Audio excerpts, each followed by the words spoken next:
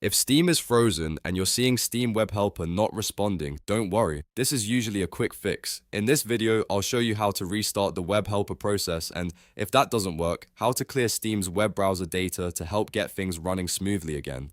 If this video helps, make sure to hit the like button and subscribe for more quick Steam troubleshooting tips. Let's get started. First, press Ctrl, Shift, and Escape on your keyboard to open Task Manager. If it opens in compact mode, click More Details so you can see the full list of running processes. Now look for Steam Client WebHelper in the list. Steam usually runs several WebHelper processes, so if you see more than one, focus on the one that appears stuck or unresponsive, or simply close the Steam-related WebHelper entries if needed.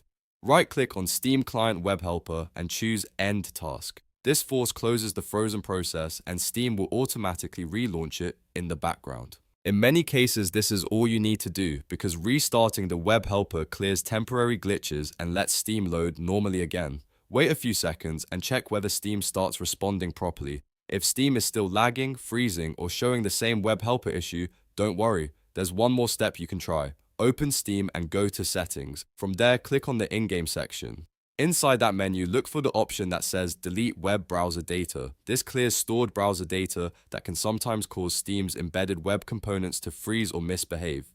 Click Delete Web Browser Data, then confirm the action when prompted. After that, give Steam a moment to refresh and then test it again. In many cases, clearing this data helps fix loading issues, unresponsive menus, and other WebHelper related problems. So to recap, if Steam WebHelper stops responding, first use Task Manager to end the WebHelper process, and then, if needed, clear Steam's web browser data from the in-game settings. These two steps solve the issue for most users without needing any advanced troubleshooting.